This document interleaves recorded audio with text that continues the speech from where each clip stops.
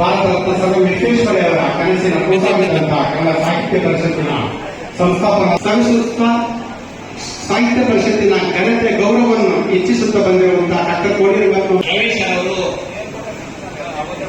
ಈ ಜಿಲ್ಲೆಗೆ ಒಂದು 250 ಕಾಲೇಜುಗಳಿಗೆ ಮುಖ್ಯಸ್ಥರು. ಚಿಕ್ಕಬಳ್ಳಾಪುರ ಜಿಲ್ಲೆ ಅಂದರೆ ಯೂನಿವರ್ಸಿಟಿಯ ಮೊದಲನೇ ಅಧಿಕಾರಿಗಳು, ಮೊದಲನೇ ಮೇಷ್ಟ್ರು. ರವಿ ಅವರ ಹಿನ್ನೆಲೆ ನಿಮಗೆ ಗೊತ್ತಿಲ್ಲ.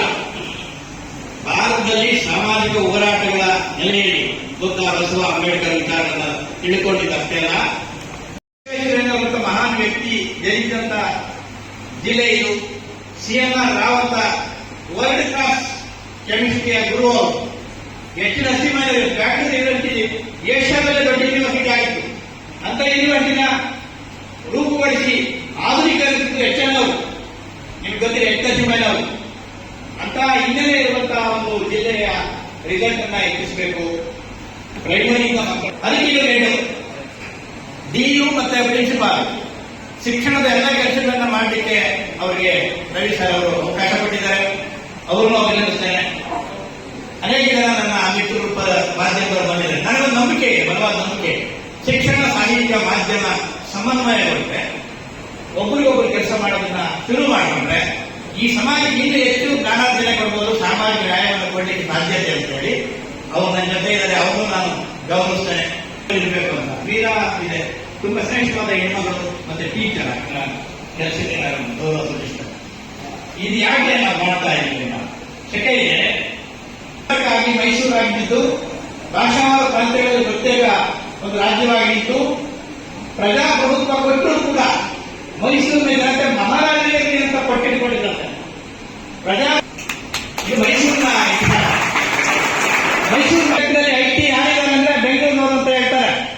ಅಮೆರಿಕದಲ್ಲಿ, ನಾಸಾದಲ್ಲಿ ಎಲ್ಲ ಕಡೆ ನಮ್ಮ ವಿಜ್ಞಾನಿಗಳಿದ್ದಾರೆ. ಘಟಿಕೋತ್ಸವಕ್ಕಾದ್ರೂ ಒಂದು 100 ಜನ ಆದರೂ ಹೆಣ್ಣುಮಕ್ಕಳು ಪದವಿ ತಗೊಳ್ಬೇಕು ನನ್ನ ಯೂನಿವರ್ಸಿಟಿಯಿಂದ, ಆಗ ನನಗೆ ಖುಷಿ ಅಂತ ಹೇಳ್ತಾರೆ. ಅದು ಹೆಣ್ಣುಮಕ್ಕಳು ಪದವಿ ತಗೊಳ್ಬೇಕು ಅನ್ನೋದ್ರ ಬಗ್ಗೆ ಎಷ್ಟು ಆಸೆ ಇತ್ತು ಅವರಿಗೆ ಅಂತ.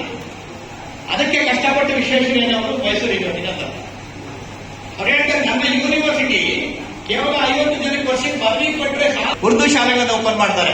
ಹಿಂದುಳಿದ ಹೆಣ್ಮಕ್ಕಳಿಗೆ ಹಾಸ್ಟೆಲ್ಗಳನ್ನು ಕೊಡ್ತಾರೆ.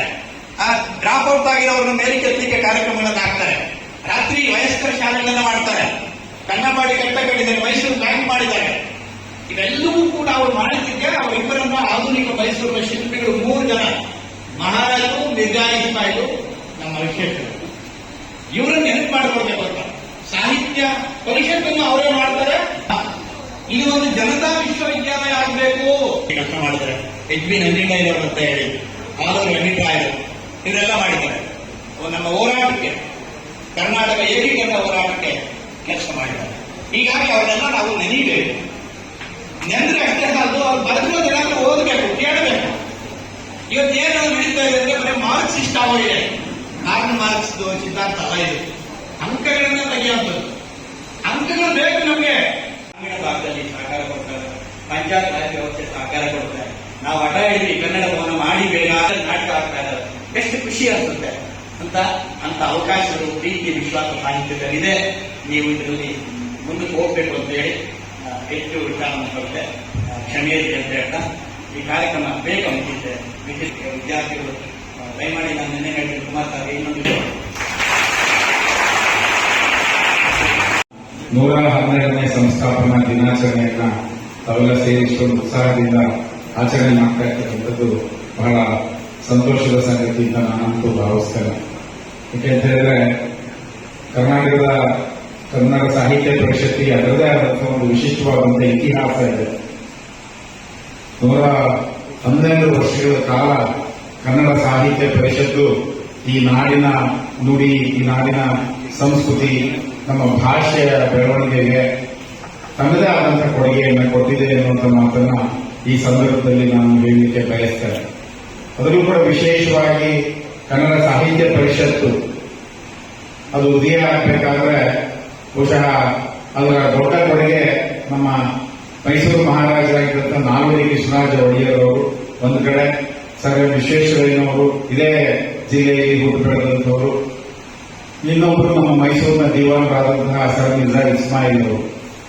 ಅವತ್ತು ನಮ್ಮ ಹಳೆಯ ಮೈಸೂರು ರಾಜ್ಯ ಹೇಗಿತ್ತು, ಕನ್ನಡ ಭಾಷೆಯ ಜನ ಬೇರೆ ಬೇರೆ ಕಡೆ ಎಲ್ಲ ಹರಿದು ಹಂಚೋಗಿದ್ದಂತಹ ಅವತ್ತಿನ ಸಂದರ್ಭದಲ್ಲಿ ಎಲ್ಲಾ ಕನ್ನಡ ಭಾಷೆ ಮಾತನಾಡ್ತಕ್ಕಂಥವರು ಒಂದು ಸೂರಿನಲ್ಲೇ ಬರಬೇಕು, ಒಂದು ರಾಜ್ಯ ಆಗಬೇಕು, ನಮ್ಮ ಕನ್ನಡ ಭಾಷೆಯ ಈ ಸಂಸ್ಕೃತಿಯ ಈ ಸಾಹಿತ್ಯದ ಬೆಳವಣಿಗೆಗೆ ಅಪಾರವಾದ ಕೊಡುಗೆಯನ್ನು ಕೊಡಬೇಕು ಅನ್ನೋ ಉದ್ದೇಶದಿಂದ ಆರಂಭವಾದಂತಹ ಈ ಕನ್ನಡ ಸಾಹಿತ್ಯ ಪರಿಷತ್ತು ಬಹುಶಃ ಇವತ್ತು 112 ವರ್ಷಗಳ ಕಾಲ ಅನೇಕ ಗ್ರಂಥಗಳನ್ನು ಪ್ರಕಟಣೆ ಮಾಡುವ ಮೂಲಕ ಕನ್ನಡ ಸಾಹಿತ್ಯದ ಬೆಳವಣಿಗೆಗೆ, ನಮ್ಮ ಸಂಸ್ಕೃತಿಯ ಬೆಳವಣಿಗೆಗೆ ತನ್ನದೇ ಆದಂತಹ ಅಪಾರವಾದಂತಹ ಕೊಡುಗೆಯನ್ನು ಕೊಟ್ಟಿದೆ ಅನ್ನುವಂಥ ಮಾತನ್ನ ಈ ಸಂದರ್ಭದಲ್ಲಿ ನಾನು ಹೇಳಲಿಕ್ಕೆ ಬಯಸ್ತೇನೆ. ಎಲ್ಲ ಜನ ಒಂದು ಕಡೆ ಒಂದು ರಾಜ್ಯವಾಗಿ ಬರ್ತಕ್ಕಂಥ ಸಂದರ್ಭದಲ್ಲಿ ಪಟ್ಟಂತಹ ಶ್ರಮಗಳೇನು, ಎಷ್ಟು ಜನ ಅದಕ್ಕೆ ಹೋರಾಟ ಮಾಡಿದ್ರು, ಕನ್ನಡದ ಉಳಿವಿಗೋಸ್ಕರ ಎಷ್ಟು ಹೋರಾಟ ನೀಡಿತು ಅನ್ನೋದ್ರ ಬಗ್ಗೆ ಬಹಳಷ್ಟು ಜನಕ್ಕೆ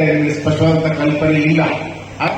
ಎಲ್ಲ ಭಾಷಾ ಪ್ರಾಂತ್ಯಗಳ ರಚನೆ ಆಗಬೇಕಾದ್ರೆ 1956ನೇ ಇಸ್ವಿಯಲ್ಲಿ ಎಲ್ಲ ಭಾಷೆಗಳ ಬೇರೆ ಬೇರೆ ನಮ್ಮ ಚಾಮರಾಜನಗರದಿಂದ ಹಿಡಿದು ನಮ್ಮ ಹರಿಹರ ತುಂಗಭದ್ರಾ ಹೊಳೆ ಹರಿಯುವಾಗಷ್ಟೇ ಮೈಸೂರು ಸಾಮ್ರಾಜ್ಯ, ಈ ಕಡೆ ಹೋದ್ರೆ ಮೆಡ್ರಾಸ್ ಪ್ರೆಸಿಡೆನ್ಸಿ, ಆ ಕಡೆ ಹೋದ್ರೆ ಬಾಂಬೆ, ಕಿತ್ತೂರು ಕರ್ನಾಟಕ ಅಂತ ಕರಿತೀವಿ, ಇವತ್ತೇನು ನಾವು ಕಲ್ಯಾಣ ಕರ್ನಾಟಕ ಅಂತ ಕರಿತೀವಿ. ಎಲ್ಲವೂ ಕೂಡ ಆ ಚಳವಳಿಗೆ ಅಡಿಪಾಯವನ್ನು ಹಾಕಿದ್ದು ಕನ್ನಡ ಸಾಹಿತ್ಯ ಪರಿಷತ್ತು ಅನ್ನೋದನ್ನ ನಾವು ನೋಡಲಿಕ್ಕೆ ಸಾಧ್ಯ ಆಗುವುದಿಲ್ಲ.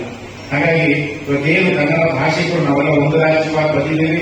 ಕನ್ನಡ ಭಾಷೆಯ ಬೆಳವಣಿಗೆಗೆ, ಕನ್ನಡ ಭಾಷೆಯ ಇನ್ನು ಸರ್ವತೋಮುಖ ಅಭಿವೃದ್ಧಿಗೆ ನಾವೆಲ್ಲರೂ ಕೂಡ ಕೊಡುಗೆಯನ್ನು ಕೊಡಬೇಕಾಗ್ತದೆ. ಅದು ವಿಶೇಷವಾಗಿ ಇವತ್ತು ನಮ್ಮ ಶಿಕ್ಷಣ ವ್ಯವಸ್ಥೆಯಲ್ಲಿ ನಾವು ಹೆಚ್ಚು ಆಂಗ್ಲ ಭಾಷೆಗೆ ಹೆಚ್ಚು ಒತ್ತು ಕೊಡ್ತಾ ಇದ್ದೇವೆ ವಿನಃ ನಮ್ಮ ಮಾತೃಭಾಷೆ ಕನ್ನಡ ಭಾಷೆಗೆ ನಾವು ಎಷ್ಟು ಮಟ್ಟಿಗೆ ಪ್ರಾತಿನಿಧ್ಯವನ್ನು ಕೊಡ್ತಾ ಇದ್ದೇವೆ ಅನ್ನೋದ್ರ ಬಗ್ಗೆ ಬಹುಶಃ ಈ ನಾಡಿನ ಎಲ್ಲ ವಿದ್ವಾಂಸರು, ಎಲ್ಲ ಶಿಕ್ಷಣ ತಜ್ಞರು ಆತ್ಮಾವಲೋಕನ ಮಾಡಿಕೊಳ್ಬೇಕಾದಂತಹ ಅನಿವಾರ್ಯತೆ ಒಂದು ನಿರ್ಮಾಣ ಆಗಿದೆ ಅನ್ನುವಂತಹ ಅಭಿಪ್ರಾಯ ನನ್ನದು. ಯಾಕೆಂದ್ರೆ ಕೊಡ್ತಾ ಇದ್ದೇವೆ ಎನ್ನುವುದನ್ನ ಪ್ರಶ್ನೆಯನ್ನು ನಾವು ಇವತ್ತು ಹಾಕೋಬೇಕಾಗಿದೆ. ವ್ಯಾವಹಾರಿಕ ಭಾಷೆ ಬೇಕು, ಹಿಂದಿ ಭಾಷೆ ರಾಷ್ಟ್ರ ಭಾಷೆ ಬೇಕು, ಆದರೆ ನಮ್ಮ ಮಾತೃಭಾಷೆ ಕನ್ನಡ ಭಾಷೆಯನ್ನು ಕೂಡ ನಾವು ಬೆಳೆಸ್ತಕ್ಕಂತಹ ಒಂದು ನಮ್ಮ ಜವಾಬ್ದಾರಿ ನಮ್ಮೆಲ್ಲರ ಮೇಲಿದೆ. ಕನ್ನಡ ಸಾಹಿತ್ಯ, ಕನ್ನಡ ಸಂಸ್ಕೃತಿ ನಮ್ದೇ ಅಂತ ಬಹಳ ಶ್ರೀಮಂತಿಕೆಯನ್ನು ಹೊಂದಿರತಕ್ಕಂಥ ಕನ್ನಡ ಭಾಷೆ.